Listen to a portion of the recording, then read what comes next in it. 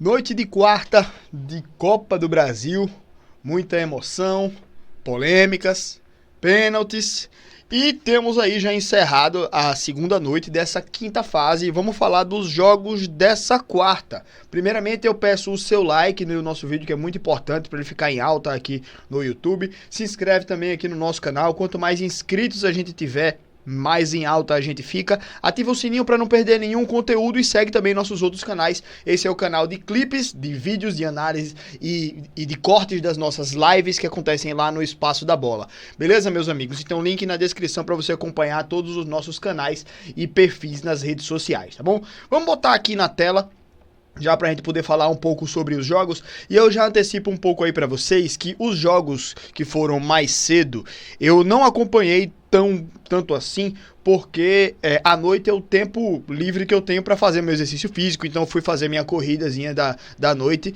né, e acabei não acompanhando tão bem assim, mas eu vi pelo menos o primeiro tempo de Juventude e São Paulo, e depois eu acompanhei Remo e Bahia e Ceará e Atlético pra poder comentar bem, beleza? Então vamos começar com esse Juventude e Bahia, que, cara, pra mim foi um jogo em que foi muito quente e o árbitro ele não soube conduzir ali a partida, né? Eu assisti o primeiro tempo e vi toda a polêmica da expulsão do Ferreirinha, né? Que começa ali com um lance em que o Caleri dá uma abraçada no jogador Rodrigo San, se não me engano, da equipe do Juventude, né? E aí o árbitro não dá cartão para o Caleri, deveria ter dado o cartão. No lance seguinte, o Rodrigo San devolve no Caleri uma abraçada na cabeça dele e o árbitro dá amarelo. E aí a coisa já estava esquentada, né? Ele fica mostrando a boca com sangue lá, porque eu fui dar a abraçada do Caleri.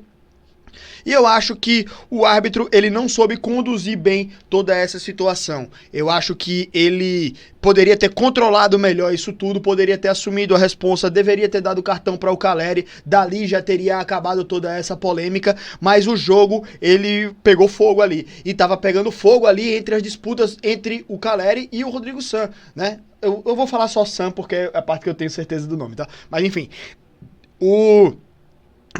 isso daí extrapolou um pouco para o Ferreirinha, que tinha acabado de entrar no lugar do Luciano machucado, e aí em um lance em que o Ferreirinha, acho que ele não teve a intenção e também nem agrediu o jogador da equipe do Juventude, mas calhou de ser o próprio San, zagueiro ali, o mesmo que estava na polêmica com o Caleri. E aí o árbitro, como não soube conduzir aquele lance ali, é aquele lance em que o zagueiro antecipa o atacante. O Ferreirinha, eu acho que ele tentou usar o braço para tentar puxar, tirar o atacante da frente, fazer alguma coisa. É claro que ele atinge o jogador ali por trás, né, meio que na nuca, meio na cabeça, nas costas ali com o braço, mas eu não acho que ele tenha tido a intenção de agredir o jogador. O árbitro não dá margem pra nada, dá cartão vermelho e acabou-se, né? Então, assim, acho que o árbitro não soube conduzir aquilo. Acho que ele viu ali que os caras estavam chegando forte um no outro ali. Teve chegada do Caleri no San, do San no Caleri, e aí sobrou pro Ferreirinha naquele momento. Acho que o árbitro, ele se precipitou, né? Não acho que foi um lance para cartão vermelho, não acho que foi uma agressão. Acho que o Ferreirinha tentou fazer realmente a carga, puxar o jogador para tentar fazer uma falta, para tentar tomar a frente. Não acho que ele tenha tido a intenção de agredir. E o árbitro, por ter sido, sinceramente, ele se mostrou ser um árbitro fraco, que não soube conduzir a partida, não soube controlar bem as emoções ali, deixou as emoções à flor da pele e tomou uma decisão à flor da pele. Uma decisão que foi um dos pontos cruciais para a eliminação da equipe do São Paulo, que perde de 3-1. O segundo tempo eu não vi, que foram os gols, né? Mas o São Paulo jogou esse segundo tempo com um jogador a menos. E isso daí muda completamente o patamar de uma equipe dentro de campo, né? A gente vai passar pelo jogo do Atlético, que fez algo interessante ali também, a gente vai citar sobre isso também, mas acho que o São Paulo, ele acaba tendo a sua trajetória na Copa do Brasil interrompida, né, nesse jogo, e um dos motivos cruciais foi essa expulsão, na minha opinião, equivocada. É claro que o Ferreirinha vacila, né, de ter dado esse choque, esse encontrão, e o pessoal da transmissão até falou que ele deu margem para ser expulso, porque o lance já estava pegando fogo, mas o Ferreirinha não tinha nada a ver com essa situação. O árbitro, como não soube conduzir bem toda essa situação, acabou expulsando o Ferreirinha, que não tinha nada a ver com isso, e pra mim nem agrediu, tá ligado? E assim, ele deu margem, não justifica, meu irmão, não tem esse negócio de, deu margem. Não, velho, se ele agrediu, ele tem que ser expulso. Mas ele não foi uma agressão, na minha opinião, tá ligado?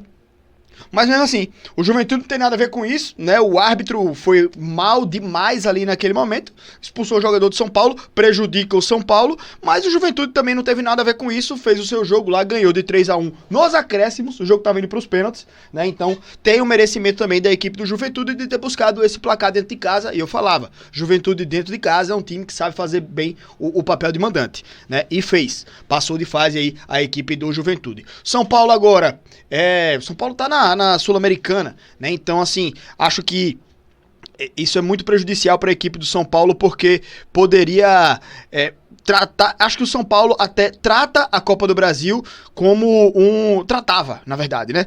Como uma das competições que o São Paulo poderia ter margem para ganhar, né? Margem para ganhar um título. O Campeonato Brasileiro eu acho muito difícil que o São Paulo consiga, mesmo fazendo uma campanha boa, né? Acho que o elenco do São Paulo não é tão recheado para brigar à frente lá com outras equipes do futebol brasileiro, né? E a Copa do Brasil, para mim, seria o título que o São Paulo tem de maior respaldo na temporada, e acaba de maneira trágica com, na minha opinião, um erro de arbitragem, certo? E que foi crucial para isso também, com certeza. Agora, olha para a Sul-Americana e, claro, fazer uma boa campanha no Campeonato Brasileiro, né? Mas acho que a Copa do Brasil e a Sul-Americana, o São Paulo tinha a Copa do Brasil como um principal fator aí para tentar conquistar. E poderia, mata-mata pode tudo, né? Mas enfim, vamos seguir aqui, porque a gente teve também o Santos eliminando a equipe do Coritiba, 2-0 para a equipe do Santos, e nenhum dos gols foi do Neymar. Eu falei que o Coritiba poderia ser superior à equipe do Santos pelo coletivo, acabou que o Santos teve até um, entre aspas, coletivo ali também, né? Nenhum gol foi do Neymar. Eu falava que o Santos poderia usar a individualidade do Neymar, mas nenhum dos gols saindo do Neymar. Também não vi direito o jogo para ver se o Neymar teve participação direta nos gols, mas acho que isso mostra também aí que, bom, futebol é futebol, tudo pode acontecer, né? Então, 2-0 pro Santos aí, passou de fase. O outro jogo das 7 horas foi esse aqui, né? Foi Vasco e Paysandu. O Vasco abre 2-0 e aí tinha uma margem muito grande, 4-0 no agregado. Toma um empate ali da equipe do Paysandu, mas que já tinha construído essa classificação e passa de fase de maneira tranquila.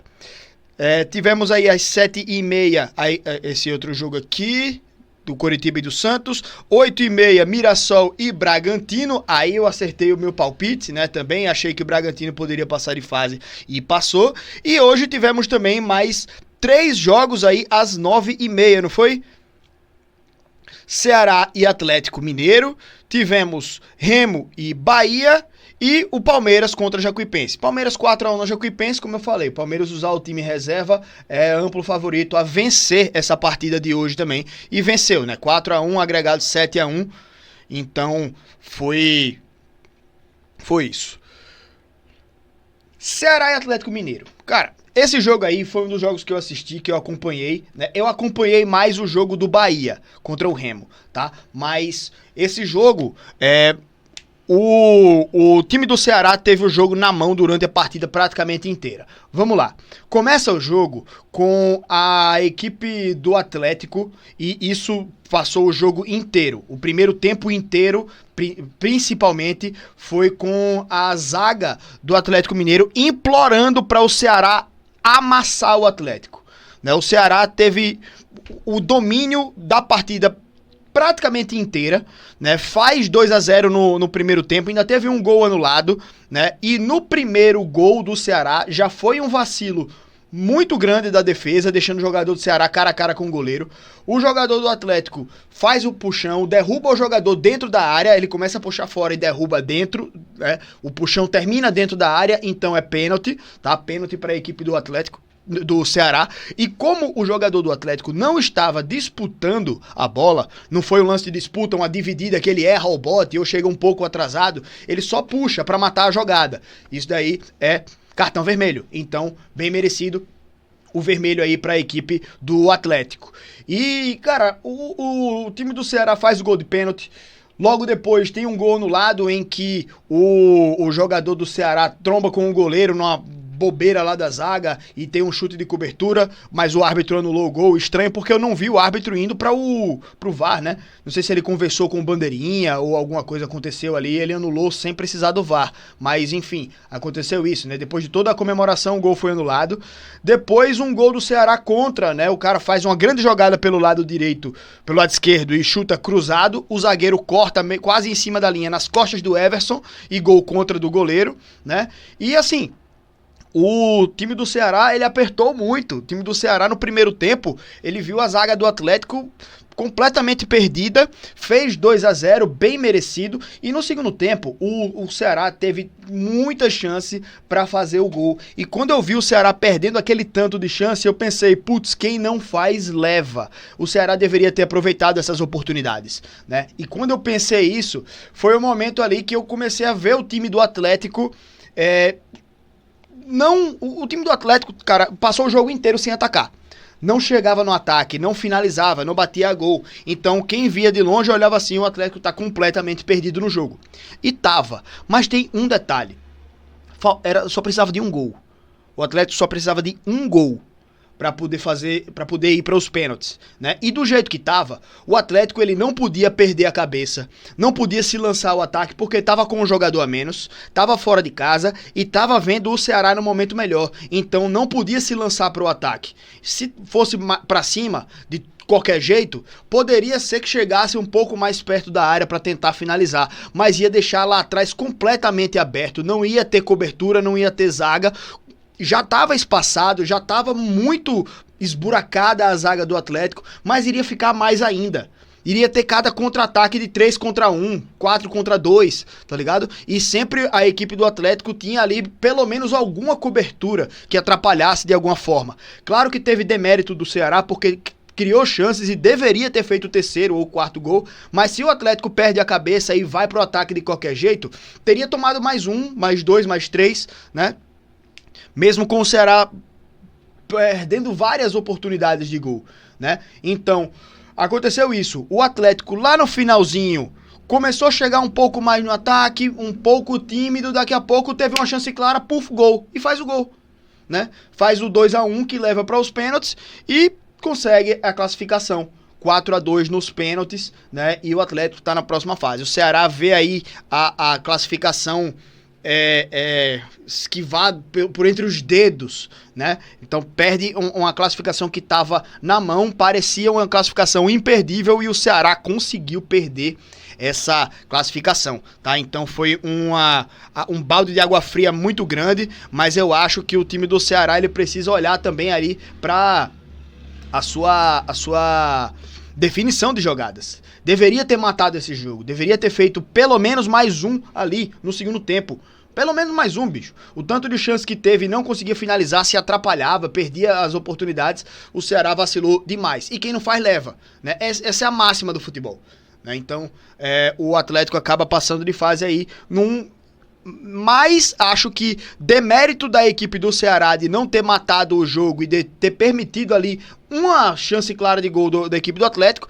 Teve também, claro, essa frieza do Atlético de não se comprometer mais do que já estava comprometido, porque poderia ter acontecido, né? E, claro, teve a letalidade de fazer o gol e a competência de passar nos pênaltis. Então esse é o detalhe aí dessa partida. E a última partida também de hoje, Remo e Bahia. Aí, cara, é um jogo em que o Remo já tinha construído ali o placar no primeiro jogo. O Bahia precisava ganhar por 2 gols.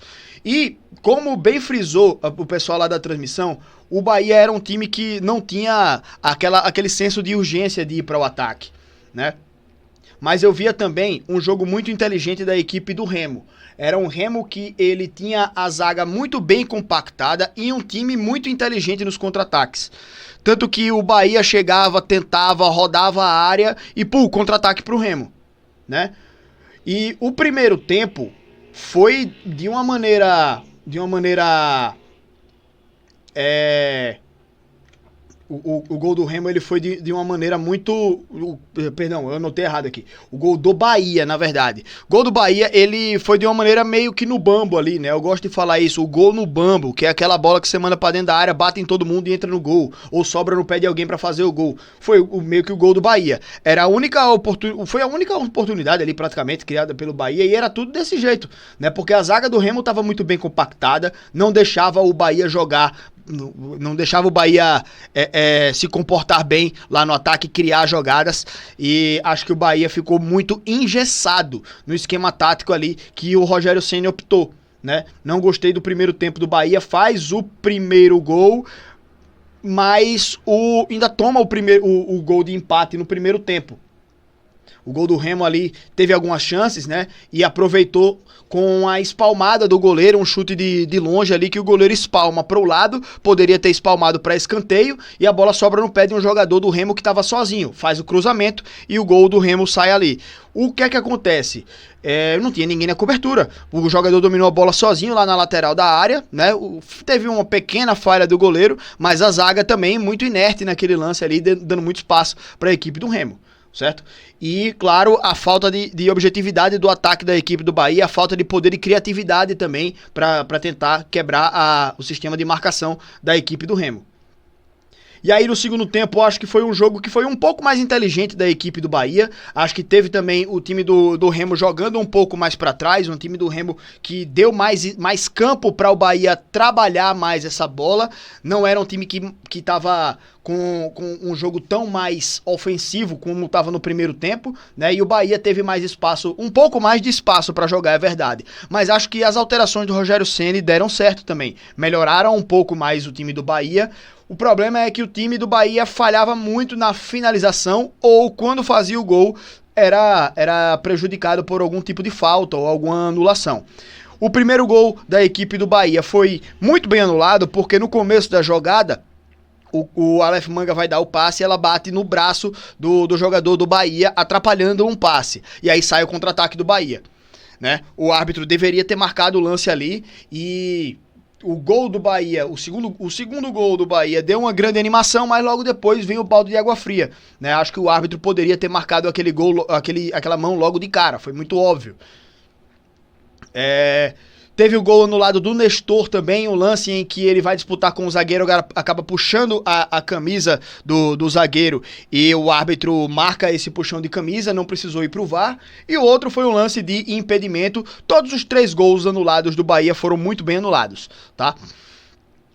E quando não era um gol anulado, a bola parava no Marcelo Rangel. Ou finalizações fracas, ou finalizações em cima do goleiro. As chances claras que o Bahia teve eram todas finalizadas em cima do goleiro, né? Então teve a falha também na letalidade da equipe do Bahia ali no segundo tempo. Fez um jogo mais inteligente, um jogo mais envolvente, um jogo mais ofensivo, mas não teve a qualidade, não teve a letalidade para fazer o gol que precisava para voltar ali para a partida, tá ligado? Então, é isso, né? Lá no final, contra-ataque ali da equipe do Remo, a equipe do Bahia já desatenta no esquema de marcação, todo mundo olhando pra bola e ninguém atacando a marcação bem, né? E aí o time do Remo teve espaço pra fazer as tabelas, as jogadas, a jogada individual também do jogador do Remo foi incrível, né? Tinha 3 caras cercando ele só dá um tapa na frente e corre. Fica todo mundo olhando ele passar. Ele passa sozinho ali, faz o passe pra trás, sai o gol do Remo, que mata o jogo ali e tá classificada a equipe do Remo. Bom, parabéns aí a todos os classificados, né? Mas tá aqui também um pouco da minha opinião sobre cada uma das partidas.